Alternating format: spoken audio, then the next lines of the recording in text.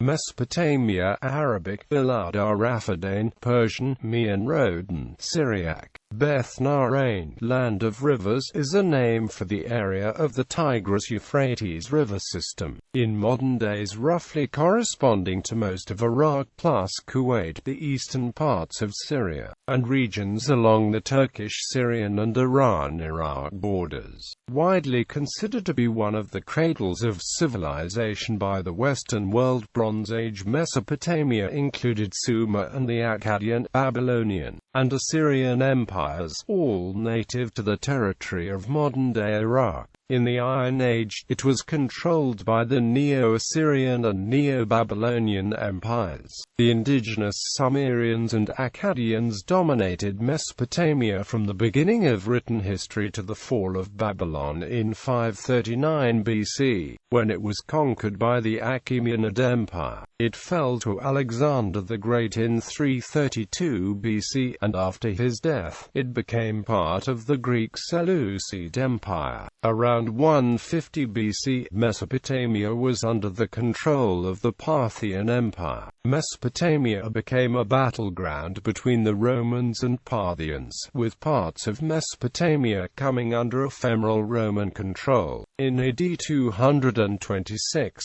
it fell to the Sassanid Persians and remained under Persian rule until the 7th century Muslim conquest of Persia of the Sasanian Empire. A number of primarily Neo-Assyrian and Christian native Mesopotamian states existed between the 1st century BC and 3rd century AD, including Adiabene, Osrhoene, and Hatra. Mesopotamia is the site of the earliest developments of the Neolithic Revolution from around 10,000 BC. It has been identified as having inspired some of the most important developments in human history, including the invention of the wheel, the planting of the first cereal crops, and the development of cursive script, mathematics, astronomy, and agriculture. Etymology. The regional toponym Mesopotamia comes from the ancient Greek root words mu epsilon sigma omicron sigma middle and pi omicron tau alpha mu omicron sigma river, and literally means between rivers. It is used throughout the Greek Septuagint to translate the Hebrew equivalent Nahraim. An even earlier Greek usage of the name Mesopotamia is evident from the Anabasis of Alexander, which was written in the late 2nd century AD, but specifically refers to sources from the time of Alexander the Great. In the Anabasis, Mesopotamia was used to designate the land east of the Euphrates in North Syria. The Aramaic term Biritum, Biridnarim, corresponded to a similar geographical concept. Later, the term Mesopotamia was more generally applied to all the lands between the Euphrates and the Tigris,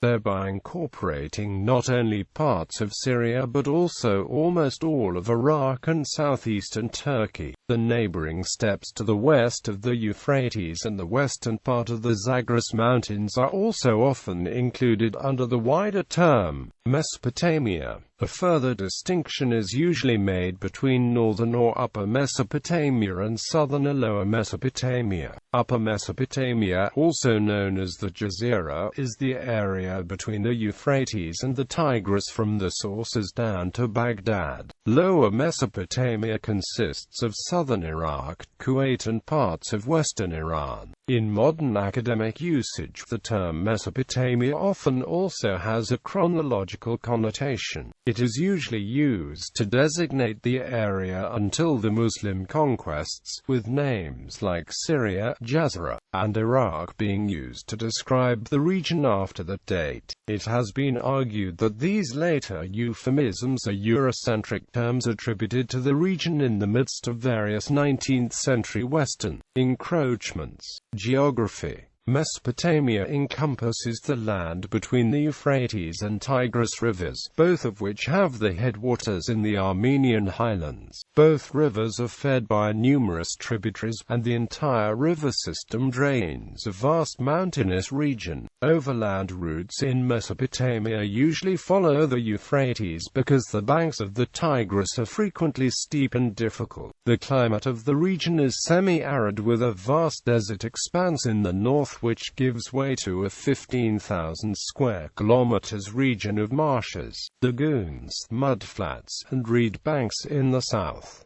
In the extreme south, the Euphrates and the Tigris unite and empty into the Persian Gulf. The arid environment, which ranges from the northern areas of rain-fed agriculture to the south, where irrigation of agriculture is essential if a surplus energy returned on energy invested is to be obtained. This irrigation is aided by a high water table and by melting snows from the high peaks of the northern Zagros Mountains and from the Armenian highlands, the source of the Tigris and Euphrates rivers that give the region its name. The usefulness of irrigation depends upon the ability to mobilize sufficient labor for the construction and maintenance of canals, and this, for the earliest period, has assisted the development of urban settlements and centralized systems of political authority. Agriculture throughout the region has been supplemented by nomadic pastoralism, where tent-dwelling nomads herded sheep and goats from the river pastures in the dry summer months,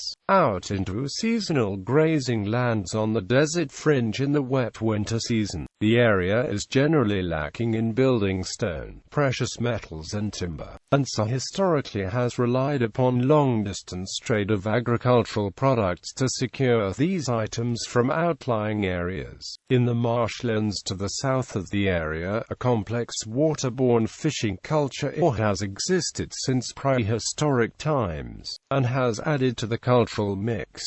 Periodic breakdowns in the cultural system have occurred for a number of reasons. The demands for labor has from time to time led to population increases that push the limits of the ecological carrying capacity, and should a period of climatic instability ensue, collapsing central government and declining populations can occur. Alternatively, military vulnerability to invasion from marginal hill tribes and nomadic pastoralists has led to periods of trade collapse and neglect of irrigation systems. Equally, centripetal tendencies amongst city-states has meant that central authority over the whole region, when imposed, has tended to be ephemeral, and localism has fragmented power into tribal or smaller regional units. These trends have continued to the present day in Iraq. History. The prehistory of the ancient Near East begins in the Lower Paleolithic period, but writing began with a pictographic script in the Uruk-IV period, and the documented record of actual historical events, and the ancient history of Lower Mesopotamia, commence in the mid-3rd millennium BC with cuneiform records of early dynastic kings, and ends with either the arrival of the Achaemenid Empire in the late 6th century BC, or with the Muslim conquest and the establishment of the Caliphate in the late 7th century AD, from which point the region came to be known as Iraq. During this period, Mesopotamia housed some of the world's most ancient, highly developed and socially complex states. The region was one of the 4 riverine civilizations where writing was invented, along with the Nile Valley in Egypt, the Indus Valley Civilization in the Indian subcontinent, and the Yellow River in China. Mesopotamia housed historically important cities such as Uruk, Nippur, Nineveh, Ashur and Babylon, as well as major territorial states such as the city of Eridu, the Akkadian kingdoms, the 3rd dynasty of Ur, and the various Assyrian empires. Some of the important historical Mesopotamian leaders were Anamu, Sargon of Akkad, Hammurabi, Ashur-uballit and Tiglath-Pileser I. Studies have reported that most Irish and Britons are descendants of farmers who left modern-day Iraq and Syria 10,000 years ago. Genetic researchers say they have found compelling evidence that 4 out of 5 white Europeans can trace the roots to the Near East. In another study, scientists analyzed DNA from the 8,000-year-old remains of early farmers found at an ancient graveyard in Germany. They compared the genetic signatures to those of modern populations and found similarities with the DNA of people living in today's Turkey and Iraq. Periodization: Pre- and Protohistory: Pre-pottery Neolithic: A. Pre-pottery Neolithic: B. Hassuna, Samarra and Halaf cultures: Cultures: Ubaid period, Uric period, Jamdet-Nasa period,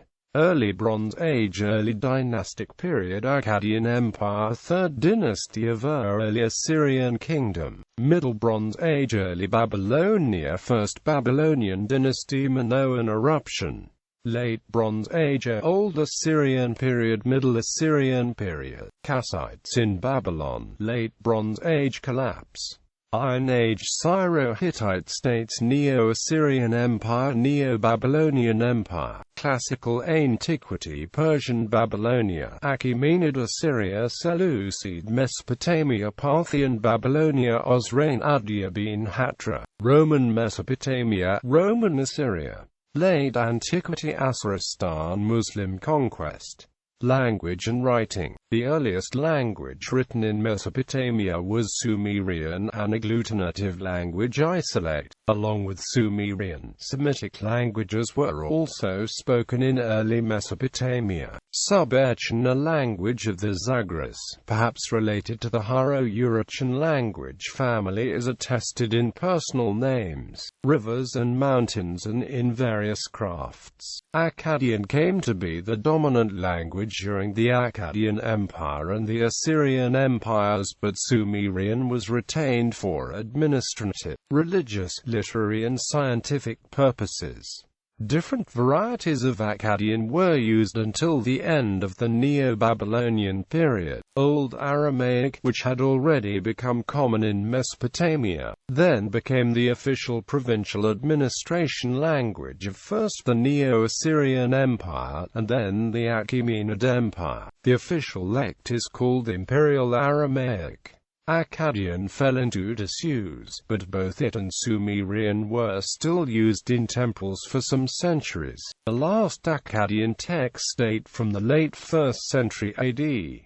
Early in Mesopotamia's history, cuneiform was invented for the Sumerian language. Cuneiform literally means wedge-shaped, due to the triangular tip of the stylus used for impressing signs on wet clay. The standardized form of each cuneiform sign appears to have been developed from pictograms. The earliest texts come from a temple dedicated to the goddess Inanna at Uruk, from a building labeled as Temple C by its excavators. The early logographic system of cuneiform script took many years to master. Thus, only a limited number of individuals were hired as scribes to be trained in its use. It was not until the widespread use of a syllabic script was adopted under Sargon's rule that significant portions of Mesopotamian population became literate. Massive archives of texts were recovered from the archaeological contexts of old Babylonian scribal schools,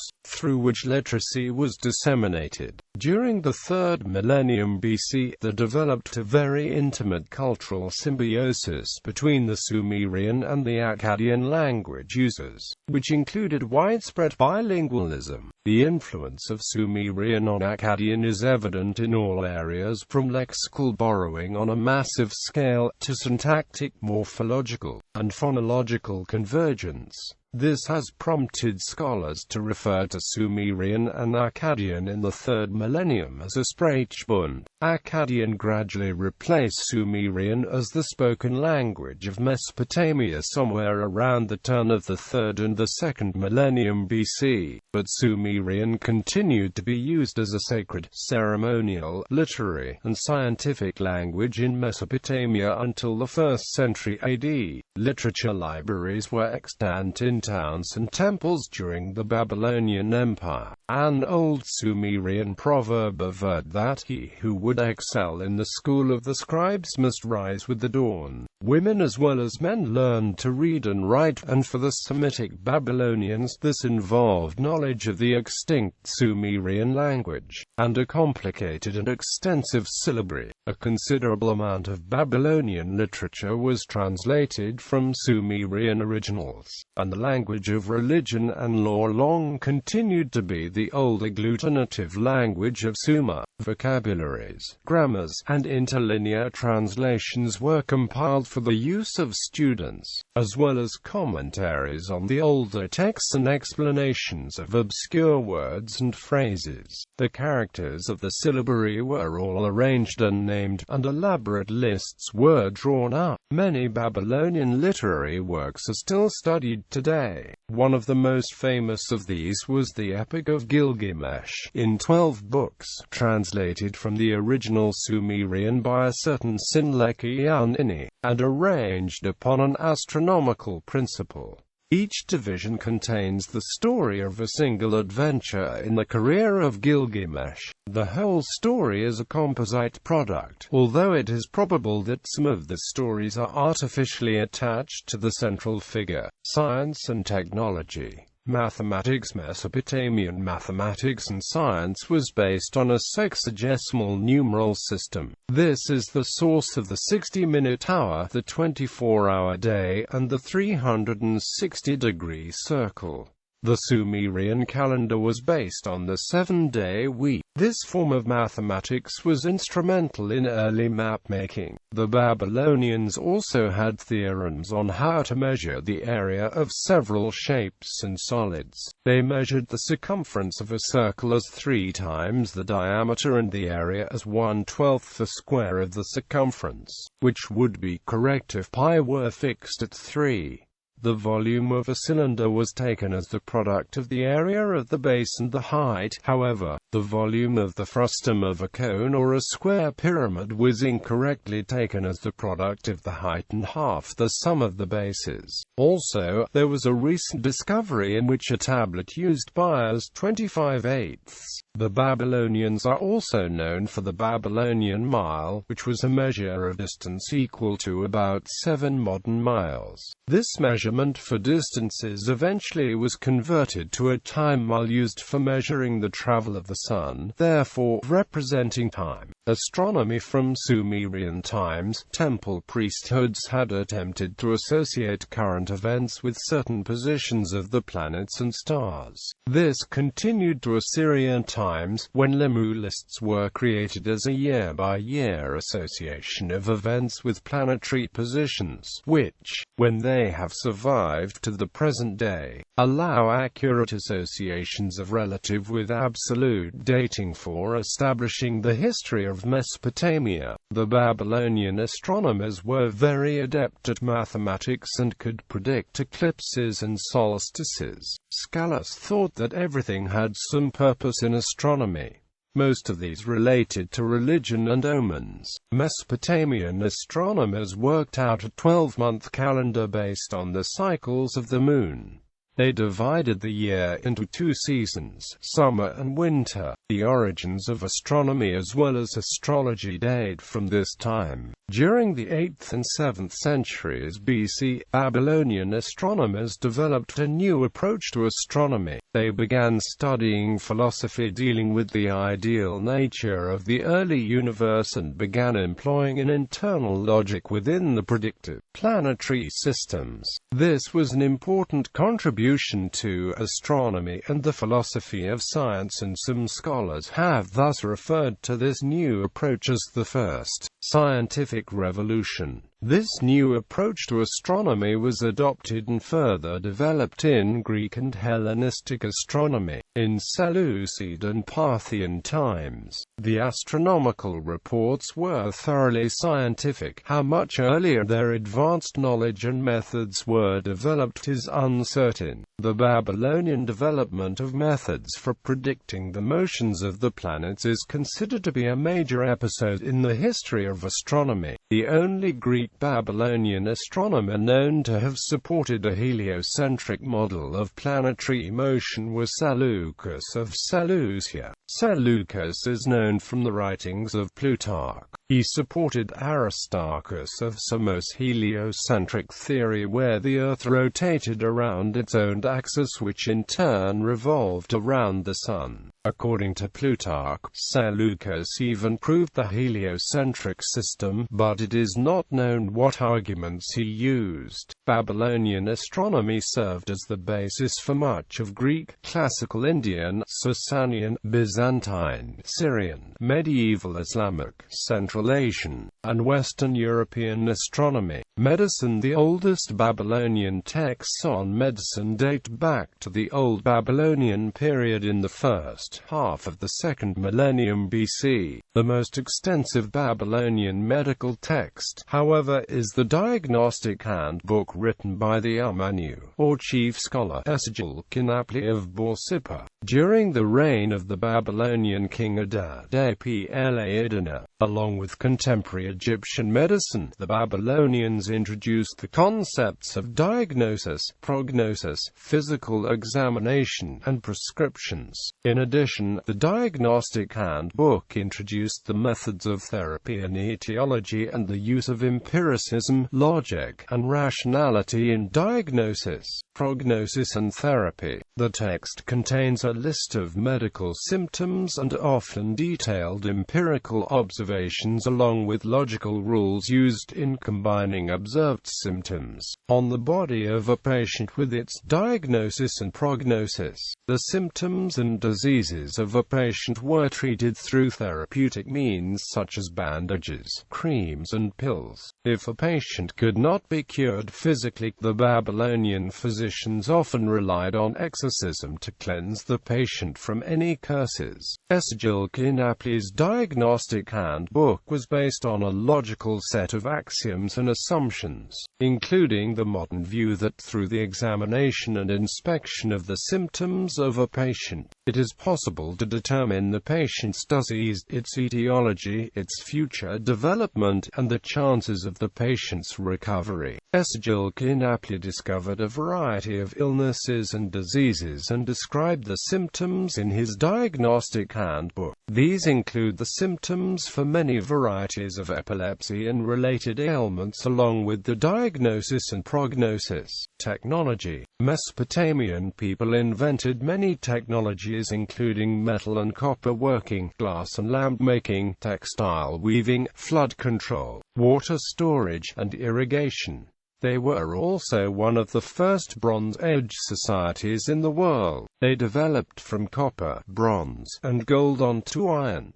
Palaces were decorated with hundreds of kilograms of these very expensive metals. Also, copper, bronze, and iron were used for armor as well as for different weapons such as swords, daggers, spears, and maces. According to a recent hypothesis, the Achaemenid Empire may have been used by Sennacherib, king of Assyria, for the water systems at the Hanging Gardens of Babylon and Nineveh in the 7th century BC, although mainstream scholarship holds it to be a Greek invention of later times. Later, during the Parthian and Sasanian periods, the Baghdad battery, which may have been the world's first battery, was created in Mesopotamia. Religion and philosophy. Ancient Mesopotamian religion was the first recorded. Mesopotamians believed that the world was a flat disk, surrounded by a huge, cold space, and above that, heaven. They also believed that water was everywhere, the top, bottom and sides, and that the universe was born from this enormous sea. In addition, Mesopotamian religion was polytheistic. Although the beliefs described above were held in common among Mesopotamians, there were also regional variations. The Sumerian word for universe is Enki, which refers to the god An and the goddess Ki. The sun was Enlil, the air god. They believed that Enlil was the most powerful god. He was the chief god of the pantheon. The Sumerians also posed philosophical questions, such as, who are we? Where are we? How did we get here? They attributed answers to these questions to explanations provided by their gods. Philosophy. Giorgio Bucellati believes that the origins of philosophy can be traced back to early Mesopotamian wisdom, which embodied certain philosophies of life, particularly ethics, in the forms of dialectic, dialogues, epic poetry, folklore, hymns, lyrics, prose works, and proverbs.